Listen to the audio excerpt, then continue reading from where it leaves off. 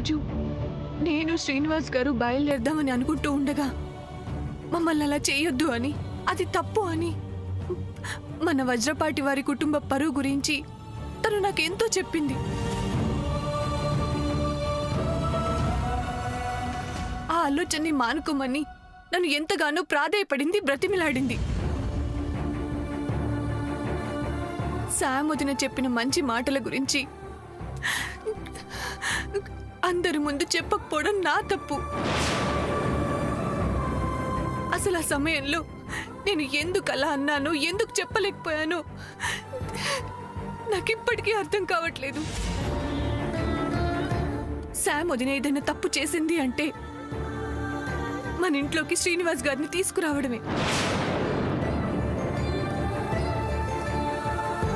శ్రీనివాస్ గారిని నా మీదున్న ప్రేమని అర్థం చేసుకుని అలా చేసింది.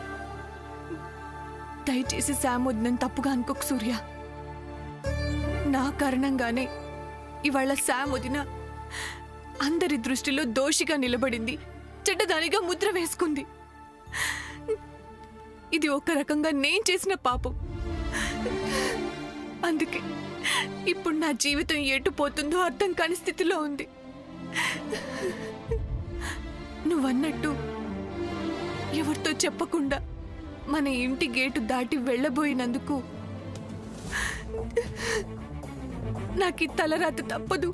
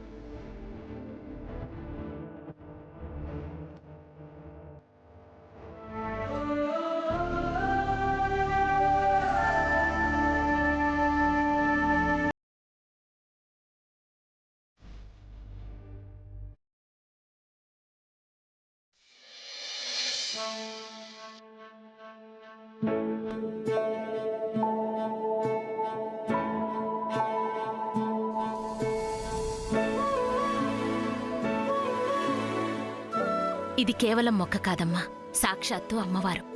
శామ్, నా బంగారు తల్లి, ఇది నీ తులసి. నా అంశగా ఎప్పుడూ నీ దగ్గరే పెట్టుకున్నానా.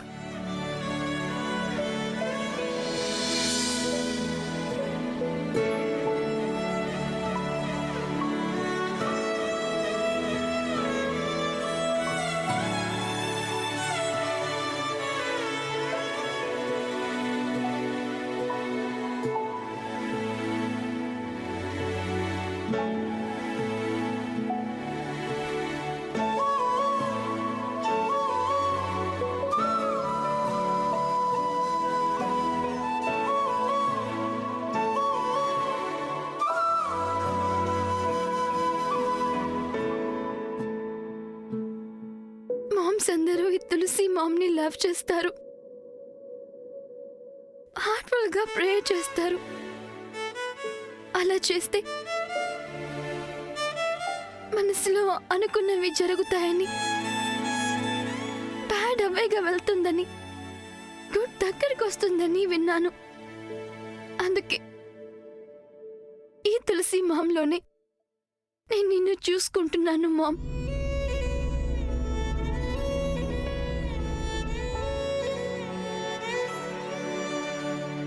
ఎవ్రీడే నా ఫీలింగ్స్ అన్ని షేర్ చేసుకుంటున్నాను. అంత గుడ్ జరుగుతుంది. అండ్ వెరీ సూన్ నేను వజ్రపాటి హౌస్కి తీసుకెళ్దాం అనుకున్నాను. బట్ నా విష్, నా అంబిషన్ రెండు ఫెయిల్ అయ్యాయి ma'am. I'm so sorry Tulasi ma'am. ఇమిడియట్గా నేను నీ దగ్గరికి రావాలని, నీ ఒళ్ళో తల పెట్టుకొని పడుకోవాలని, గట్టిగా హాక్ చేసుకొని ఏడవాలనుంది. But how? I lost my passport. I don't know what to do in this stage, Mom. అమెరికాకి రాలేను. అట్ ద సేమ్ టైం ఇక్కడ కూడా ఉండలేను.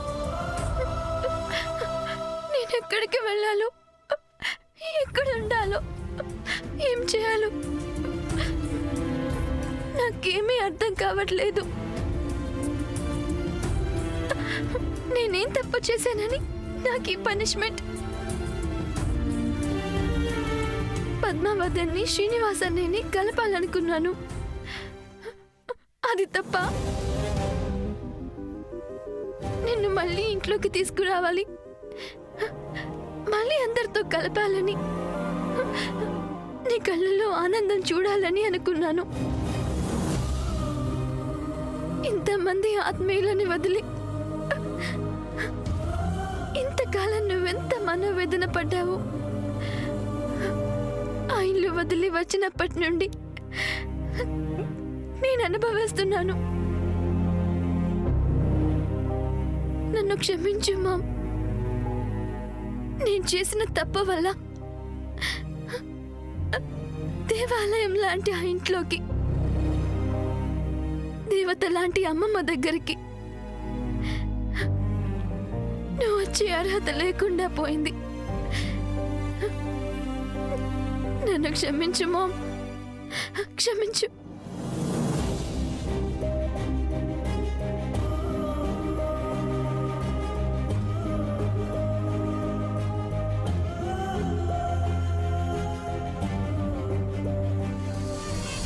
అయ్యా, ముహూర్తానికి టైం అవుతుంది, పెళ్లి కుమారుని తీసుకురండి. రా బాబు, ఇలా కూర్చో బాబు. బాబు కూర్చోండి.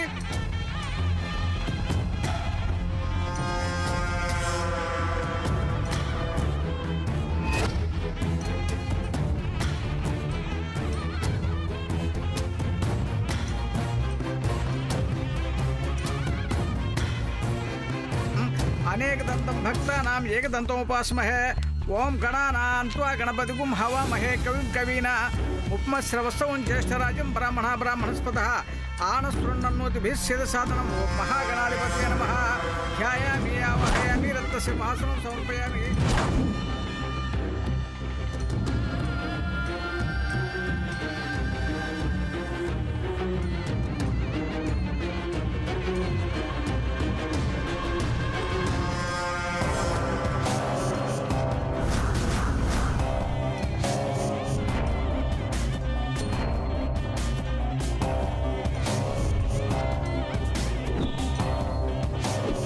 బాబు ఆగండి. మాంగళ్య ధారణ జరిగేంత వరకు పీటల మీద నుంచి కదలకూడదు. అపచారం. ఏజో బ్రాహ్మణేభ్యో నానో గృధానానేభ్య శ్రీ లక్ష్మీ నారాయణ మహేశ్వరాధిత్య నవగ్రహ రూపేభ్య స్వస్తి పుణ్య అవచార మంత్రత్న దక్షిణ పవృతోబ్దాం పరిమిత హిరణ్యం సంప్రదదే నమః. బాష్పోప్రదే ప్రజాజాని వృక్షోజనే అసిమివో భవనం యత్తే మహ్యే ప్రతితన్నో మంత్రాలు జాతిష్యం. కొంచెం లెంత్ ఎక్కువైపోయినట్టున్నాయి పంతులు గారు. షార్ట్ కట్ లో పెళ్లి జరిపించవచ్చు కదా. అమ్మో, ఇంకా ఏమైనా ఉందా? వజ్రపాటి వారింట్లో శుభకార్యం అంటే ఒక్క మంత్రం తప్పొచ్చినా సావిత్రమ్మ గారు నన్ను తిట్టిన తిట్టు తిట్టకుండా తిడతారు. కాబట్టి అన్నీ చదవాలి. మీ స్తోత్రం కన్నా ఆ మంత్రమే బెటర్లేండి. కానివ్వండి.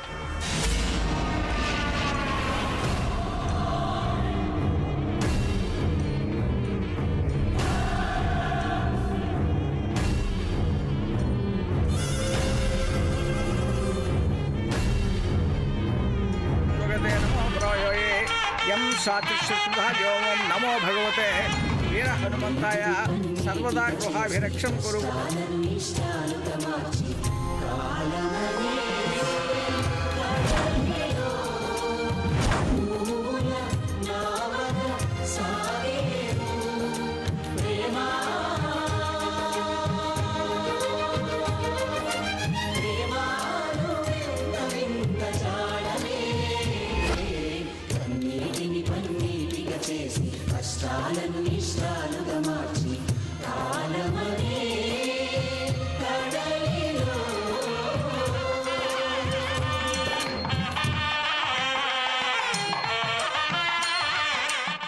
పద్మ, అందరూ నిన్నే చూస్తున్నారు. కాస్త నవ్వవా, నీకు పుణ్యం ఉంటుంది. దొంగ నవ్వులు నవ్వడం నాకు రాదమ్మా. ఏముంటుందక్క పద్మ? మరేం లేదు, నానమ్మేది సూర్య ఏడి అని అడుగుతుంది. అవునా, వాళ్ళెక్కడికి వెళ్తారమ్మా? అదిగో మీ నానమ్మ సూర్య ఎక్కడెక్కడో ఉండుంటాళ్లే. అక్క, ఏ మాట కామాటే చెప్పాలి. ఏంటి? మన పద్మ చూడటానికి మామూలుగా కనిపిస్తుంది, కానీ ఈ అలంకరణలన్నీ చేసి మొహానికి అవి ఇవి పులివిన తర్వాత చాలా అందంగా ఉంది కదూ. పొగుడుతున్నావా లేక?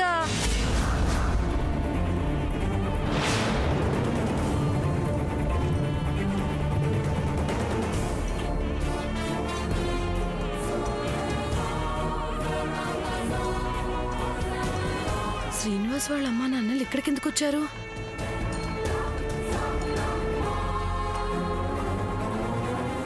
భజంత్రీలు వాయించండి అయ్యా. అమ్మా పెళ్లి కుమార్తెను తీసుకురండి. వస్తున్నాం పంతులు గారు. చెల్లి, పద్మని తీసుకెళ్లి అక్కడ కూర్చోబెట్టు, నేను ఇప్పుడే వచ్చేస్తాను. ఈ సమయంలో ఎక్కడికి వెళ్తున్నావు అక్క? చిన్న పనుంది, నేను ఇప్పుడే వచ్చేస్తాను. ఇప్పుడేంటక్క? మీరు వెళ్ళండి. ఏంటా పని? చెప్తాను, వచ్చిన తర్వాత. అక్క, నా మాట విను. అయ్యో, పెళ్లి కుమార్తెను తీసుకురండి. తీసుకొస్తున్నానండి. పదమ్మ పద.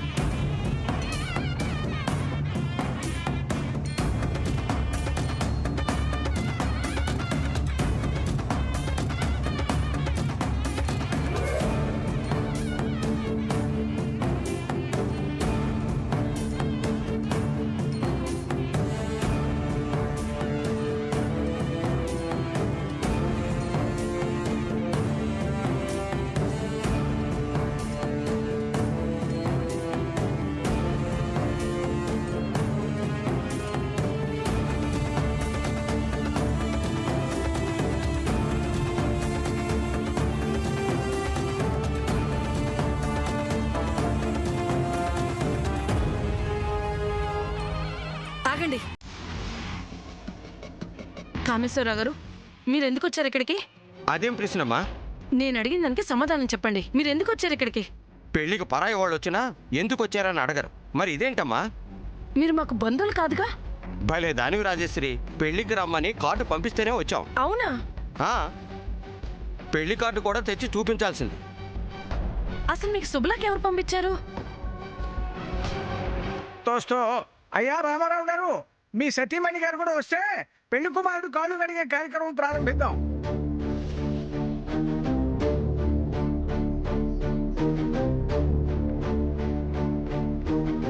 లక్ష్మీ క్షీర సముద్రాం శ్రీరంగేశ్వరీం దాసీ భూత సమస్త వనితాం లోకే గణీతం.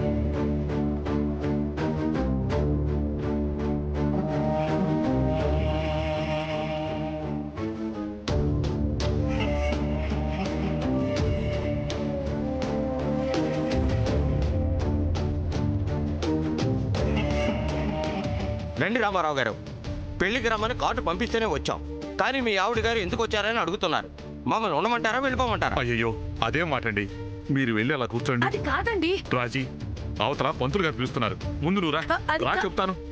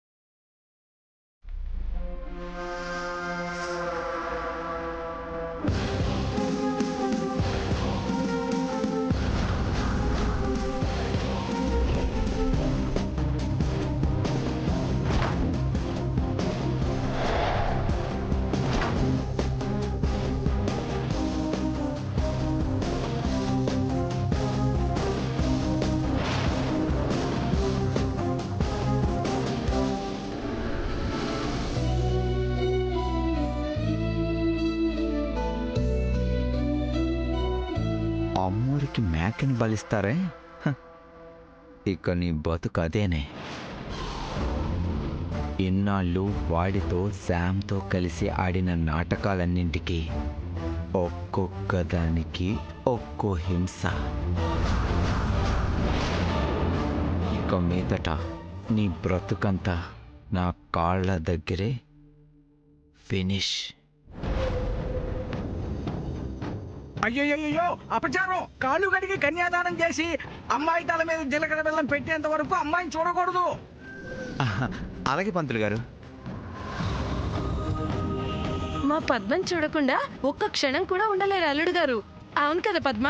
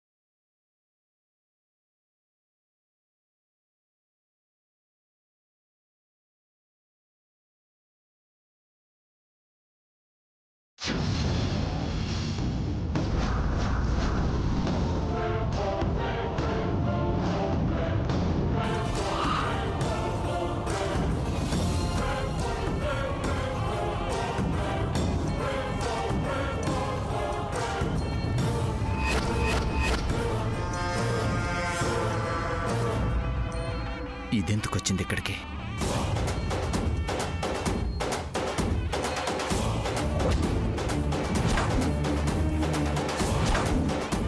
అల్లుడు గారు పళ్ళల్లోంచి కాళ్ళు తీసేస్తే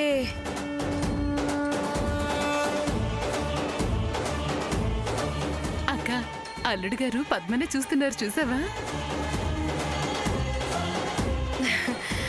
అవునవును, పద్మని చూస్తూ ప్రపంచమే మర్చిపోయారు అల్లుడు గారు. అల్లుడు గారు మిమ్మల్నే. పళ్ళల్లోంచి కాళ్ళు తీస్తే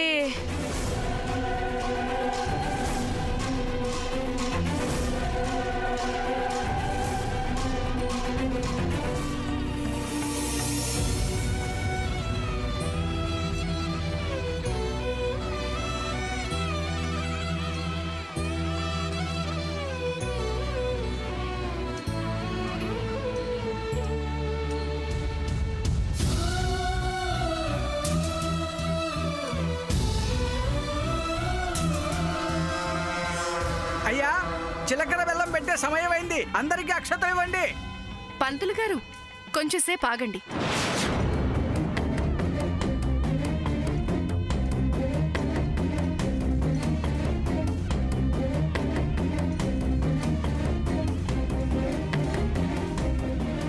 ఎందుక తాపమన్నావు?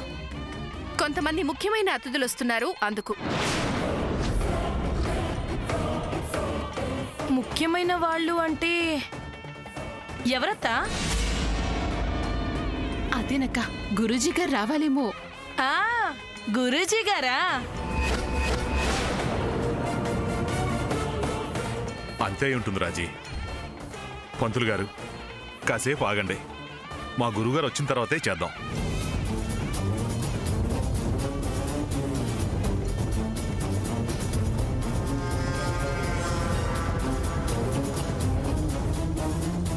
అదేంటి, పెళ్లిలో ఎక్కడైనా పెళ్లి కూతురు సిగ్గుపడ్డం చూస్తాం గాని అవును, లేకపోతే కంగారు పట్టం చూస్తాం. అదేంటి పద్మ కన్నీళ్లు పెడుతుంది?